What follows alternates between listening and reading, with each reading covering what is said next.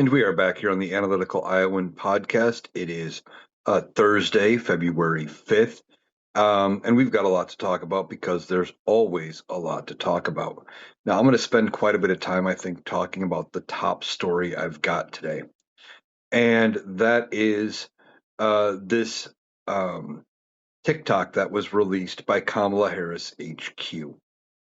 Now, if you haven't seen it, there was a TikTok released by Kamala Harris HQ last night, and it was just an image which looked like somebody trying to log in to Harris HQ, typing in a username and a password.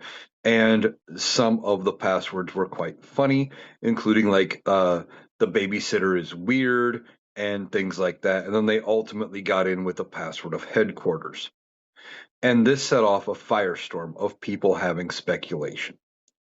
Um, Tons of people making comments about what it was. Now, my initial thought about what this was, I'm like, we have to wait and see. I was trying not to get my hopes up, hoping that it wasn't something, you know, groundbreaking, or that it was some, I didn't want to be disappointed by overthinking about what this announcement could be, but it could have been anything coming out of the Harris campaign. Um, Now, a few things I knew right off the bat that it was not going to be. I assumed it was not going to be a 2028 presidential bid announcement. We are far too early for 2028 presidential bids being announced. You may remember Donald Trump tried to announce his bid for 2024 prior to the midterms in 2022.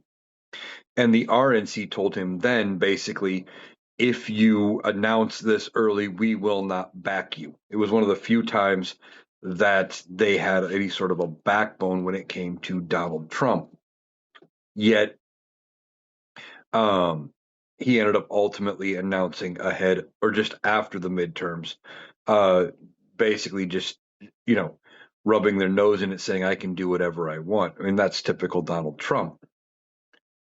It is too early for there to be a 2028 announcement. I think anybody who peaks this early trying to be the nominee is setting themselves up for failure. Now, a few of the other things I knew it wouldn't be, and these were all things that I saw people in comment sections talking about.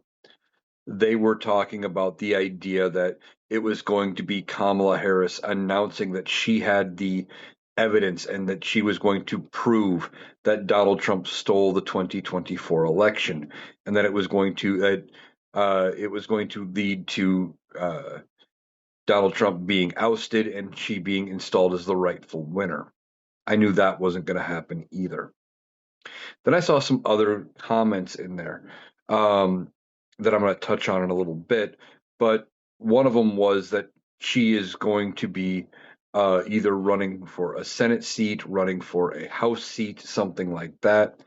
There was also another one that she was going to become the Speaker of the House next Congress after the midterms. And I'm going to break down why I don't think that was going to happen. First of all, in order for her to be Speaker of the House, more than likely she would have to be a member of the House of Representatives, which would mean she would have to run for a House seat. Now, so far, she has not announced a candidacy for any House seat.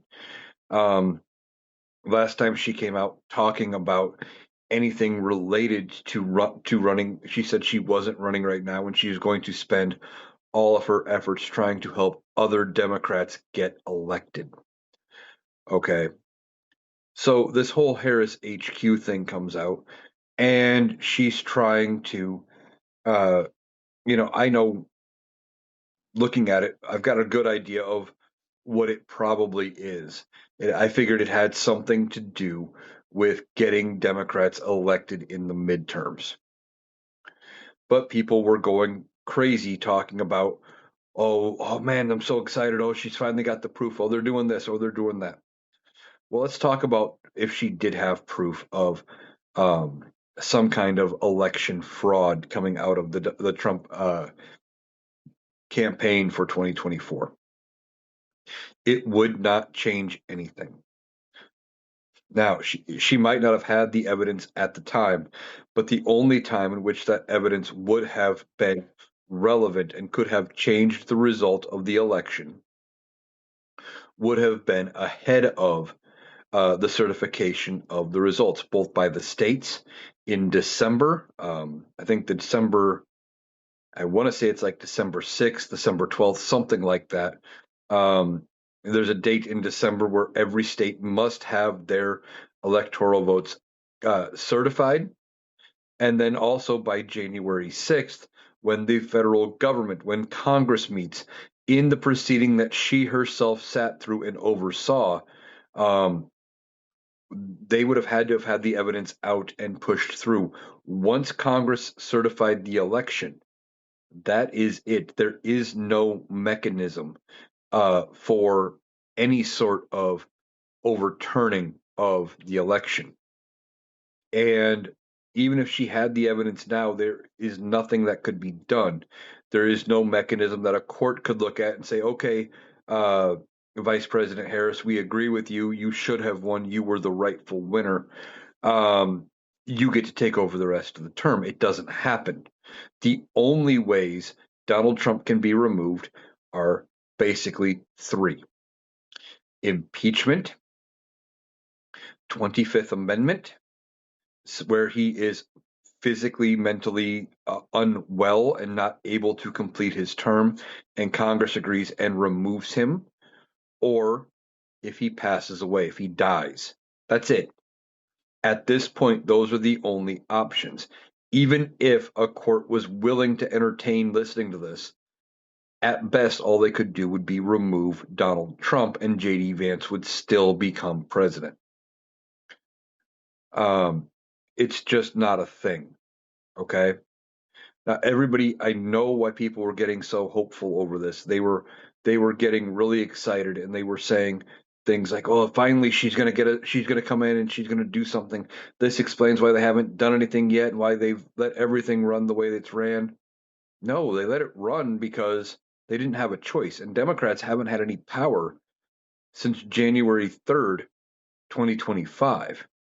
They won't have any power again until after the midterms if we give them control of the House and the Senate back.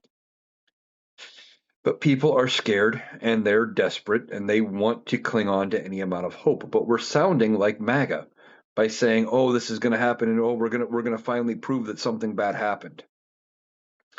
I would love to see if there is evidence. I would love to see it. The biggest thing that could come out from them having any sort of evidence that Donald Trump and Elon Musk and others rigged the election would be to prevent it from happening again. That would be the big thing. Now, as far as it all goes, Donald Trump is going to continue to be the president. That was not what the announcement was. As far as her making a 2028 run, way too early. She did not do that.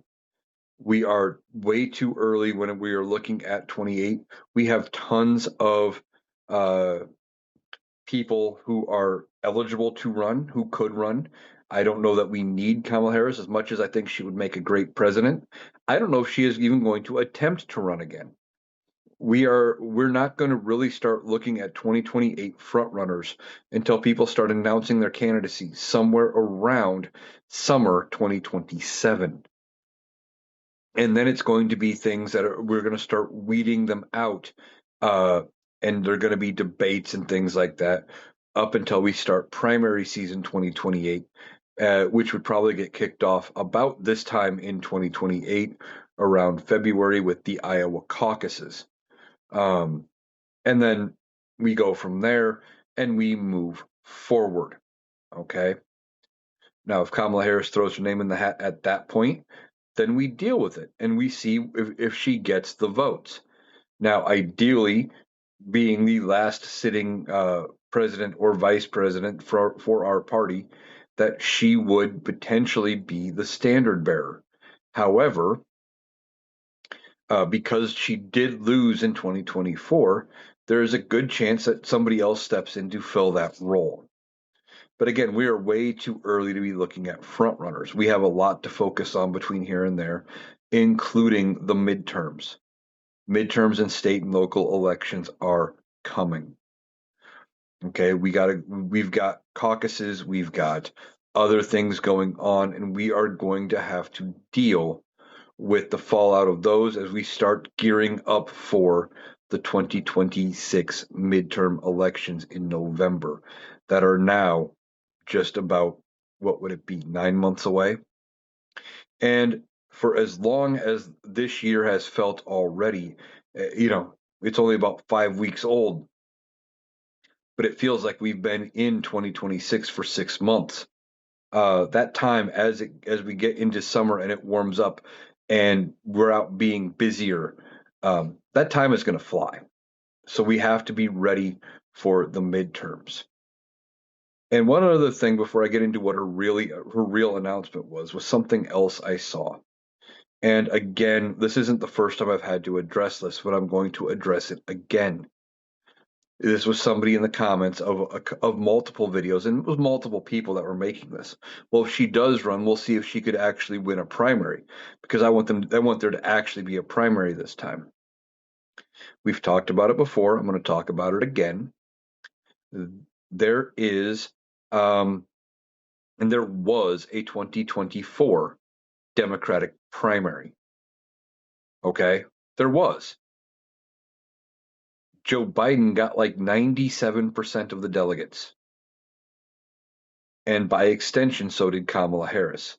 Because when you voted for Joe Biden in the primary, and most Democrats I know probably didn't even bother going to vote in the primary because they thought it was a foregone conclusion that Joe Biden was going to be the nominee. But he did have two primary challengers, RFK Jr. and Marianne Williamson. Now, early on, it was very obvious that RFK Jr. was not going to beat Joe Biden. That's when he dropped out, tried to run as an independent. He was a spoiler candidate. It was supposed to be another option between the two old white men, and that he could pull votes that from people who did not like Donald Trump, but could not bring themselves to vote for Joe Biden or didn't want to if there was an option. That was the whole reason RFK Jr. became an independent. And then ultimately, when Joe Biden dropped out and Kamala Harris took over, RFK Jr. ended up deciding to endorse Donald Trump in exchange for his current position as the head of Health and Human Services. Now,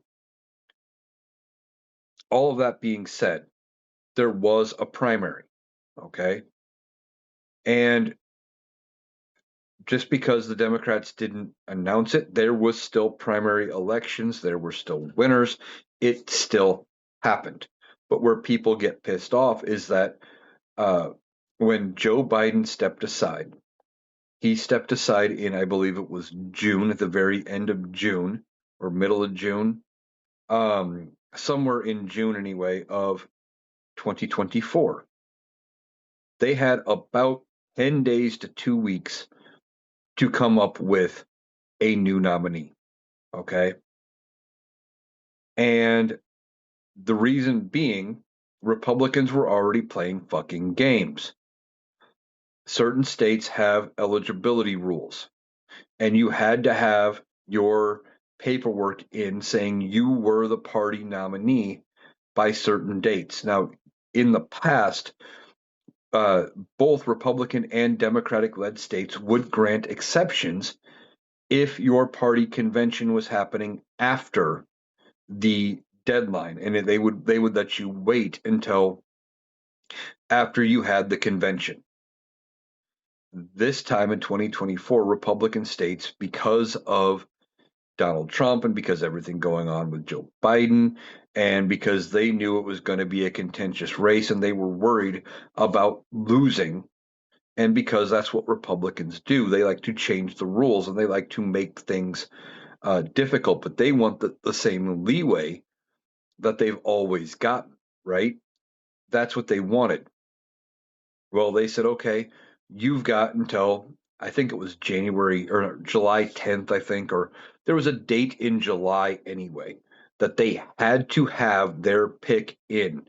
The Democrats had to say this was going to be who was on the ballot. They did not have the dates on the calendar left to attempt another election, another primary. To organize anything like that was going to be impossible. Okay. And they were talking about, well, should we have a contested primary, or could we have a contested at a convention where we have everybody try to come up with it? And the answer to that was no. Why? Because certain states were saying you had to have your pick in. They had to unify behind somebody. The obvious answer was Kamala Harris. She was the one who was next in line to run. I have said this before, and I'm going to say it again. What Joe Biden should have done that day is he should have said, okay, in a week, I am resigning. I will be done in a week. I'm going to be done in 10 days, whatever that date was. And he should have stepped aside, let Kamala Harris become the VP or go from VP to president. They could have planned a quick inauguration.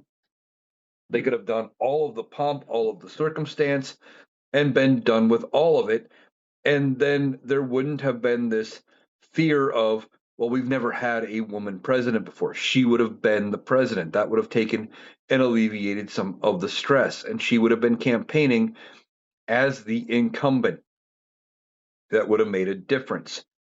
But beyond that, I think it would have softened the blow for certain people who were upset about everything that happened. Okay. There wouldn't have been the need to talk about primary because now she is the incumbent president. They can say, well, yeah, it makes sense that there's no primary. She's the incumbent. It would have solved some problems. The other reason why there was no primary is because, beyond all of that, one of the other reasons why it made sense as to her being the nominee, Joe Biden had already amassed a sizable amount of campaign funds. I think it was in the neighborhood of several $100 million, if I remember correctly. It was a quite large campaign fund, but it was for the Biden Harris campaign, which, when Joe Biden stepped aside, it opened the accessibility to her to run on that money.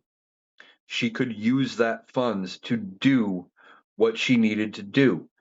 If she wouldn't have been the nominee, if it had been Gavin Newsom, or if it had been Shapiro or Andy Bashir or anybody else that people were talking about, including Bernie Sanders, they would not have been able to transfer that money to her campaign, not easily, because there are campaign finance laws. They would have had to convert it to a PAC and spent the money through a PAC or something like that. This was different. This was the best option. So for those people who are saying, well, at least there'd be a primary this time, there's going to be a primary in 2028, just like there was a primary in 2024. Now, before we get ahead of ourselves and we are talking about the 28 midterm or 2028 general primary, let's talk about the midterm primary. Right now, we are starting the midterm primary. Now, as we are in the primary season, now is the time. If you have a favored candidate, you must go out, push for them, do everything you can to have them win the primary. Okay? Fight like hell to get your preferred candidate. But then afterward, if they lose the primary for your state rep, for your House of Representatives on the national level, for your senator, whatever the case, whatever battle we are dealing with, whatever election we are talking about. Hell, maybe it's for governor in your state because there's a lot of governor races. I think it's like 36 or 38 that are up for election this time. Fight for your preferred candidate. And then afterward, we need to coalesce behind whoever the Democrats put forward. I know that a lot of people are going to say, well, we shouldn't vote blue no matter who. Here's the thing, almost every Democrat is better than every Republican right now, period. Okay. We need to go ahead and get uh, our shit together. We need to vote together, and we need to worry about getting this regime under control, putting some checks and balances back in, having the Democrats be in control of Congress, and then we can worry about fixing things with the Democratic Party on the national level. All right, now let's get back to what her actual announcement was. Now, Kamala Harris made the announcement that she is turning Harris HQ into what she is calling headquarters. This is going to be a one stop place where we can all get together. There are going to be links to party leadership, um, Democratic uh, people running for varying offices are going to be able to be there, um, answering questions through, I'm guessing forums and things like that. Um, they're going to have videos up and talking about what is all going on. There's also going to be links to community leaders and religious leaders and things like that. Now, this could be things like leadership for different groups, like the ACLU and other places like that. Um, Different community-based groups throughout the country, and it's just going to supposed to be a place where we can come together and get connected to other people, but also be connected to resources to help us out. And I think it's a good idea. Now, a while back, Kamala Harris had said she did not plan to run for a future office in the near future. This was when asked about running for governor of California. There was a lot of speculation that she would attempt to run for governor and use a successful governor's bid in effort to launch her back into the national spotlight to run for 28. She chose not to. She had said that she was going to end up running or helping Democrats get elected in the midterms. That was her focus. And I think that's part of what she's trying to do. I said when she made that announcement a while back that she is going to probably be using the midterms as a launching point. If she goes in and she's putting up a bunch of support and she's helping here, helping there, if she goes to campaign, let's say here in Iowa, right? Let's say, and I'm going to use Iowa's fourth district. Iowa's fourth district has been red since back in the days when Iowa had five districts, and Iowa's five was very red. I believe there has been a Republican representing certain parts of either Iowa four or Iowa five, depending on how far back you want to go with it, longer than I have been alive. Now, let's say she comes to Iowa in support of whoever ends up being the nominee for that district. And let's say it works. Okay. She helps that person across the line. And the Democrat wins in a district that is normally not very well perceived.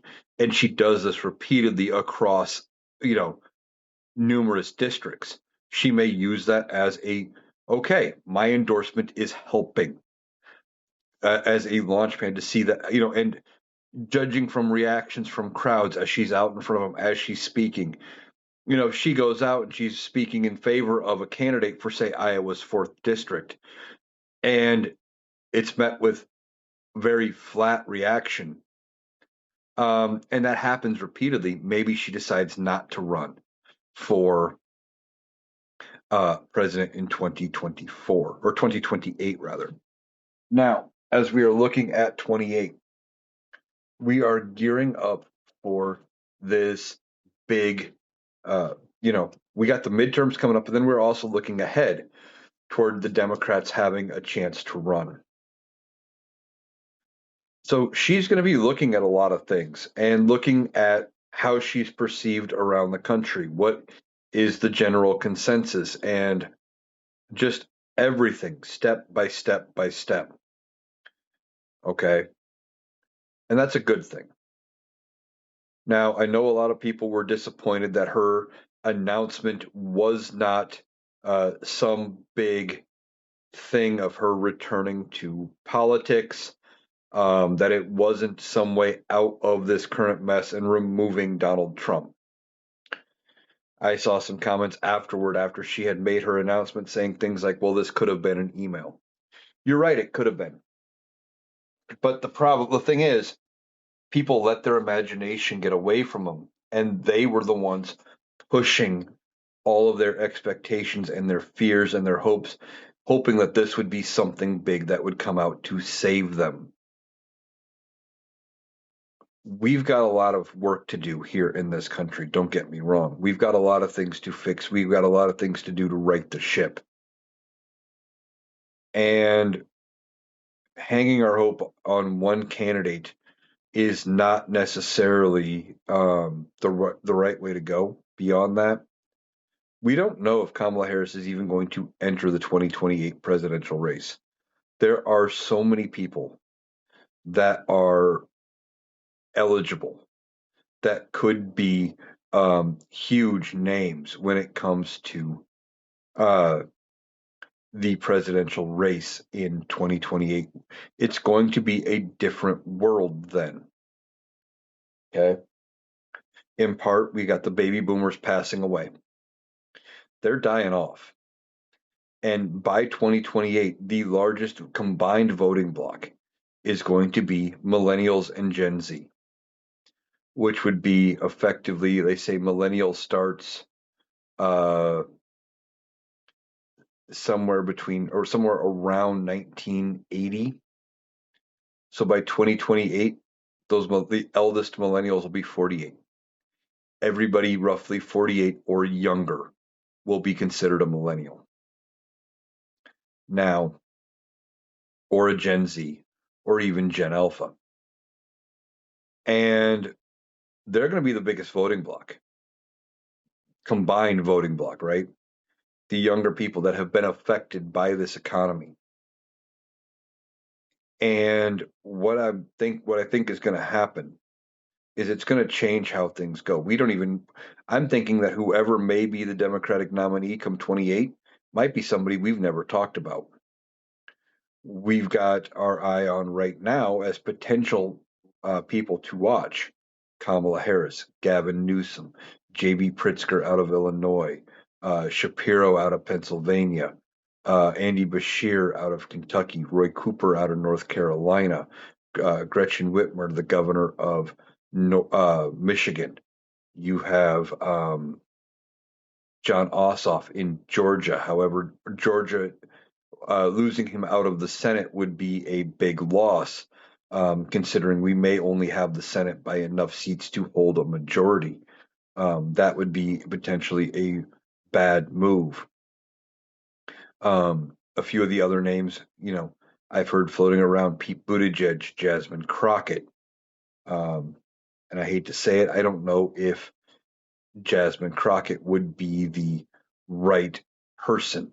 Not because she couldn't do the job or wouldn't make an amazing president, but I think Democrats are going to be a little gun shy come 28, and they're going to be afraid of making the same mistakes they made in 2024, and that they are going to probably go back to what they consider the safe pick and pick a white guy. Um, but there's such a deep bench for the Democrats that I am convinced that they're going to have no problem coming up with a nominee. We don't have to get stuck behind it just being Kamala Harris. And in fact, there could be somebody that we haven't even talked about um, that comes up and surprises us, right? Maybe there is somebody in uh, a district that is running uh, that we hadn't thought of, right? You have got maybe Graham Plattner, the Democrat in Maine, for example. If he comes up and outs Susan Collins, maybe that brings him up and brings his notoriety up to where people are now starting to talk about him.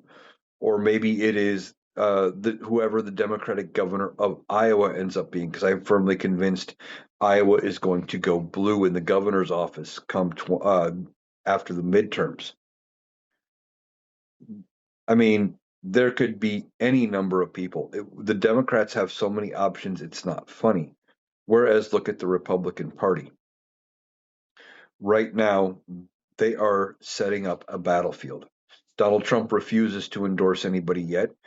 There's multiple reasons for that. One, Donald Trump knows the minute he endorses somebody, he's a lame duck.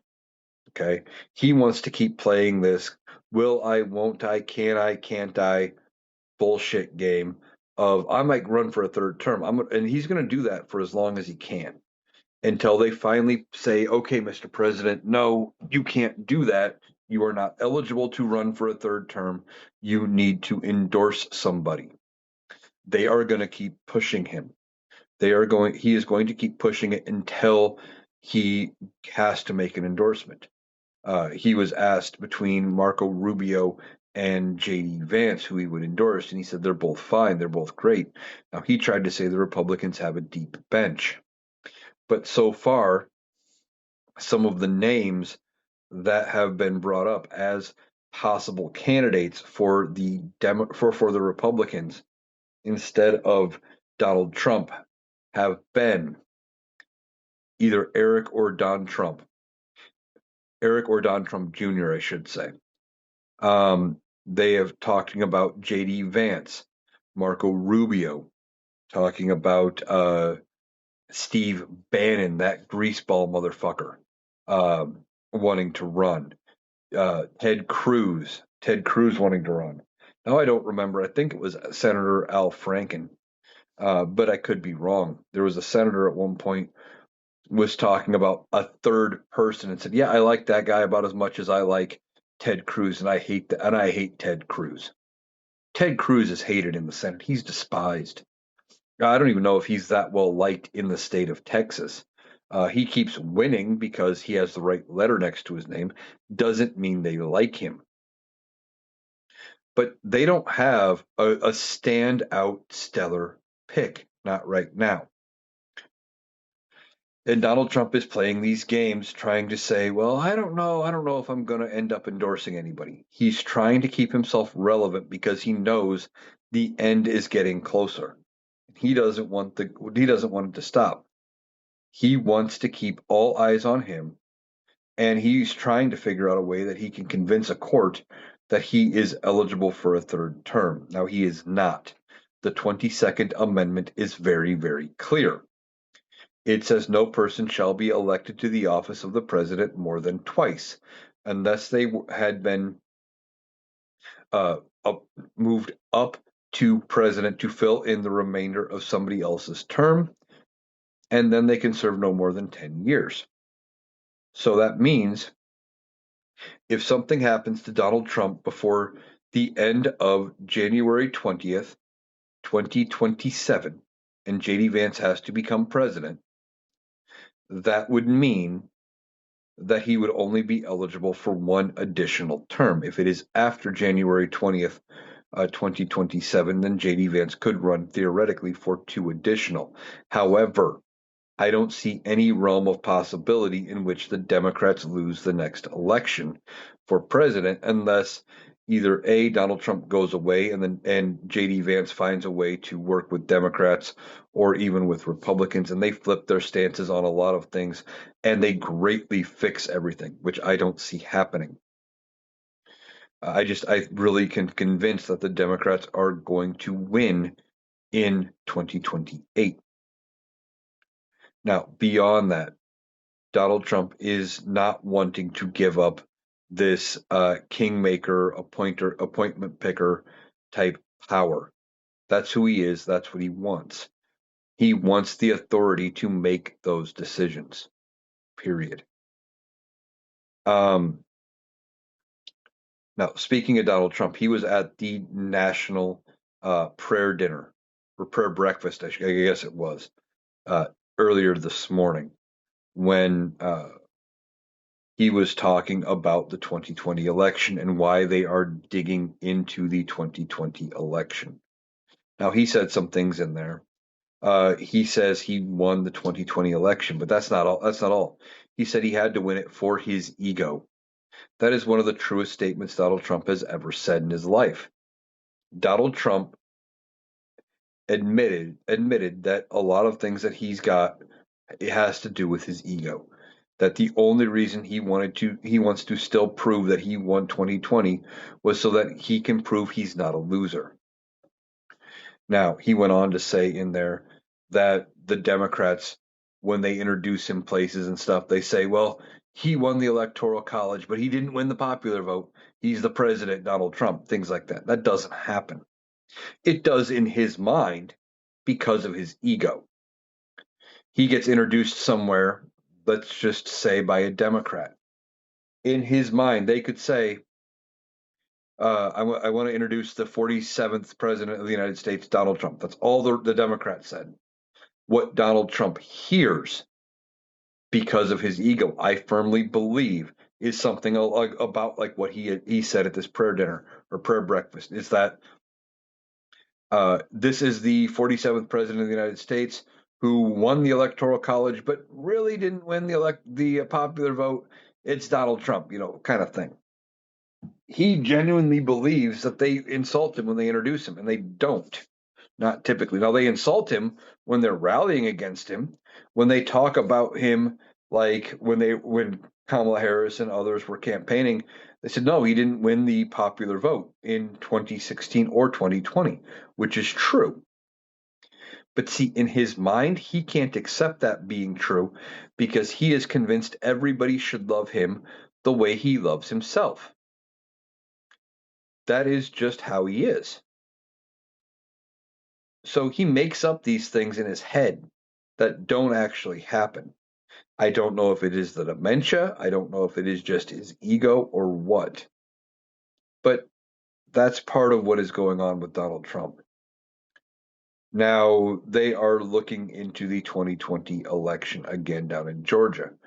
And apparently, there is now a countersuit by Fulton County against this administration for the return of all of the ballots, etc., that was claimed in this raid, in this search of Fulton County. Now, Donald Trump says he had every right to do it because he is the president and because it is his DOJ, that they have every right to be used as his personal attorneys, and they don't. Now, this search warrant was looking for some proof of fraud in the 2020 uh, general election. This election that happened 6 years ago. And like what I was talking about earlier with Kamala Harris coming out and saying, well, see, I proved fraud. I actually won. You should install me as president. Same thing. There is no mechanism to retroactively go back and say, well, Donald Trump should have been president, so everything Joe Biden did gets canceled. It doesn't work that way. But Donald Trump is hoping to end up proving something because he needs it. He needs it for his ego. He needs to be able to be vindicated and show that, well, see, I really want, people really love me.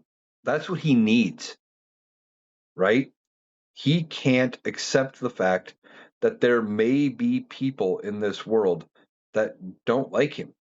And that idea is something that has never, ever crossed his mind.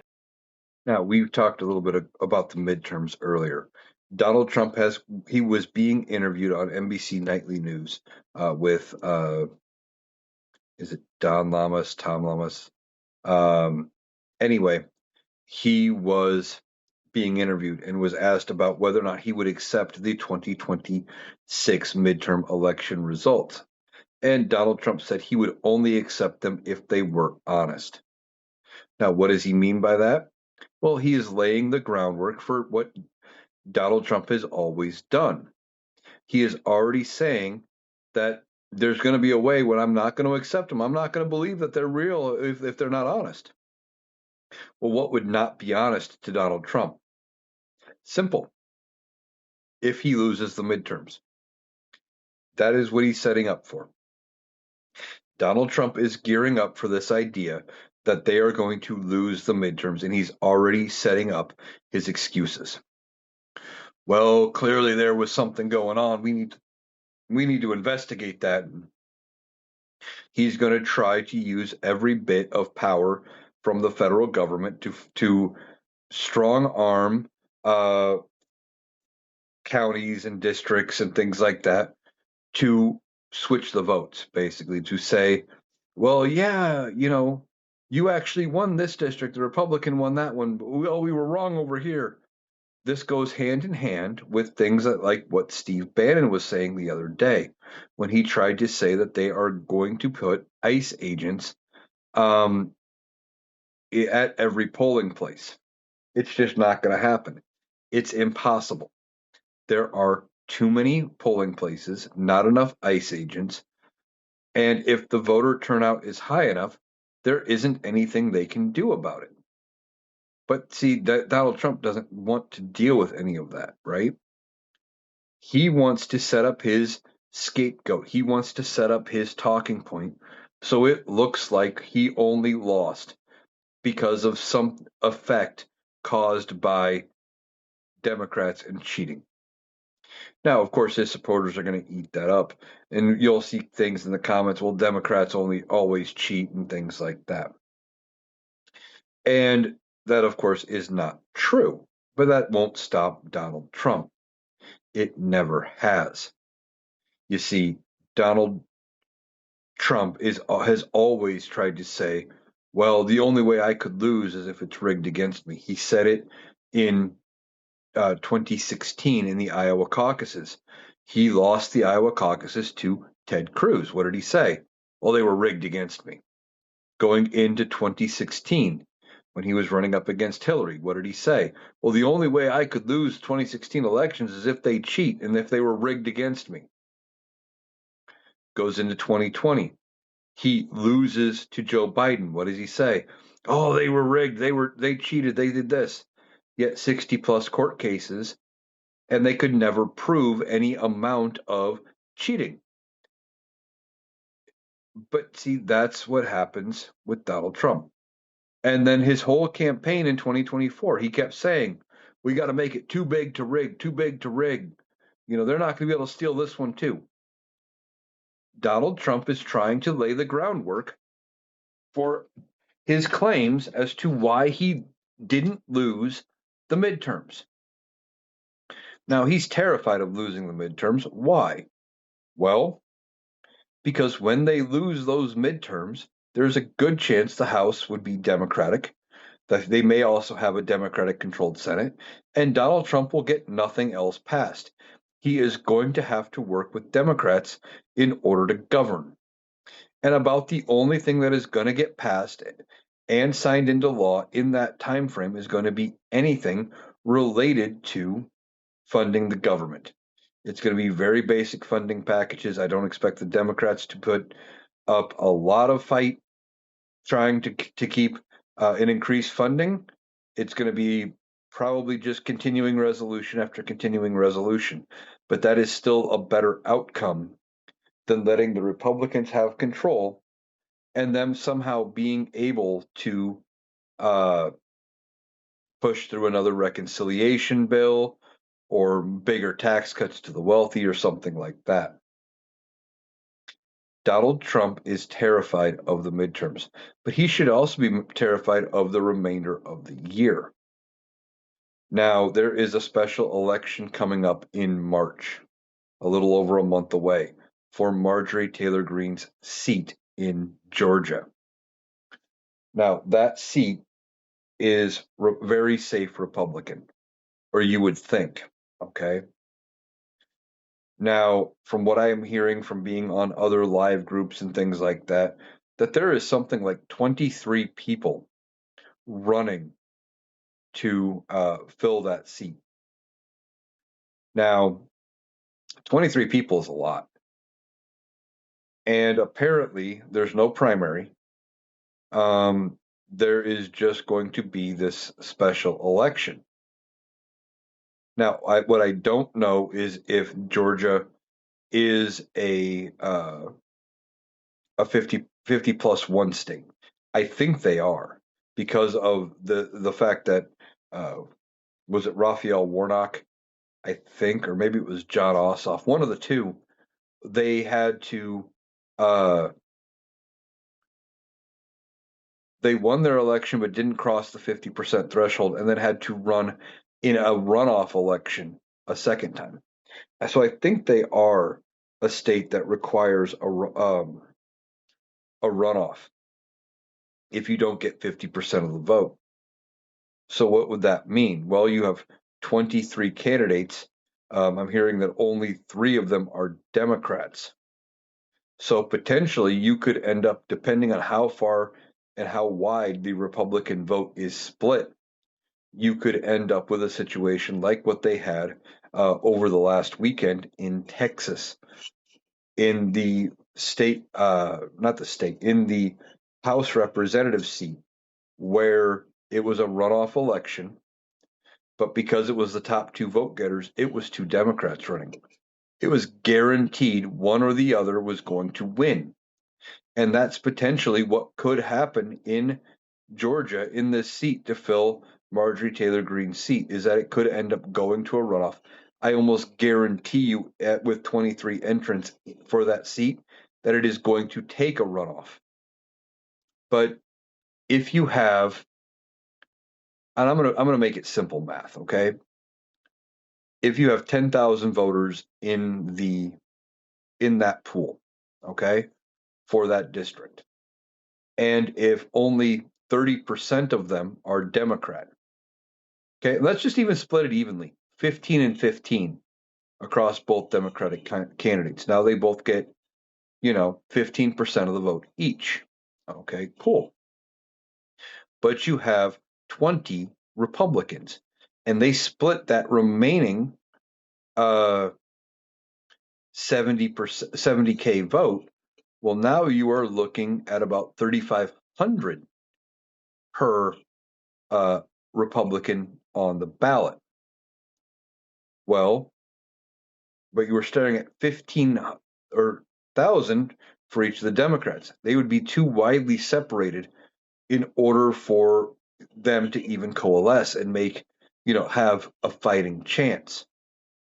So what we're talking about here is, depending on how the votes work in this special election and how they break down, when you're talking 23 people in a race, you could lead to a runoff where it is two Democrats. Now, beyond that, you have a seat in uh, New Jersey, the seat for Mickey Sherrill. That seat is going to probably be a safe Democratic pickup. All right, now you are at 216 Dems to 218 Republicans. We have 30 Republicans in the House of Representatives who have said, no, I am not seeking reelection. All it would take is one or two of them, because they have nothing else to lose, being fed up and sick of this administration and saying, fuck it, we need to put the adults back in charge. I'm switching parties. Now, it's a long shot. Don't get me wrong. That is a very long shot when it comes to doing anything. But simple fact of the matter is, they may they may be looking ahead, trying to save their party down the road and saying, well, if I convert to Democrat for at least a little bit, put them back in charge till I'm done. After I'm out of office, I can revert back to being a Republican and lay low for a little bit, let the Republicans reinvent themselves and come back. Sounds crazy, but it's possible. So as they're staring at it, um, they should be worried about not just losing the midterms and losing the House in the midterms. They could lose the House in between. It wouldn't take a whole lot. Mike Johnson is working on the thinnest majority of uh, any House of Representatives ever. And he's been awful quiet, I think, because he's afraid of getting a motion to vacate. It would not take very many Republicans. I think it's like 5 Republicans at this point, or something like that, is what it would take to vote to remove him as Speaker of the House. Here's the thing, because of the margins, it would take those five Republicans and almost all Democrats. In fact, like two Democrats, I think, could actually sit out the vote and not vote with the Republicans right now and still pass it. And Mike Johnson would be out of a job. And Republicans, if they don't have a speaker, one, the House of Representatives grinds to a fucking halt. They can't do a damn thing. But beyond that, if they are only sitting at 218 votes, they have exactly enough to elect a speaker. It could go 30, 40, 50 votes before they have a Speaker of the House. And the whole time, while there is no Speaker, nothing is getting done, nothing is getting accomplished.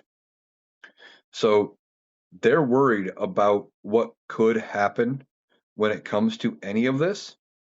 They should be seriously looking at it going, what, what's coming next? How can we get ahead of it? How can we make things better? And they can't. The only way they can get ahead of it would be to get rid of Donald Trump. And they're not ready to make that play. I don't think they make that move potentially until after June or July, where it is a lot closer to the midterm elections. And they hope that by doing so, they would get the voting base in their back pocket, trying to get them to uh, go along with it and trying to not have those deep losses that we are looking at. I mean, when you are talking about, like in that special election in Texas, where Democrats flipped a uh, Donald Trump by 22% seat, and they flipped it with like a 5 or 6% margin, I think, maybe even more. You're talking almost a 30 percentage point swing. There are so many races in this country that were decided by less than 30 percentage points. It is not funny. And the simple fact of the matter is, Republicans should be worried that they could end up getting completely and totally obliterated. So they may be looking at the clock going, okay, how close to the election can we get rid of Donald Trump? And is it going to save us with voters in the midterms? Now, that also depends as to what ends up coming out with the Epstein files. At the end of the month, we are dealing with Bill and Hillary Clinton, both going to be testifying on separate days.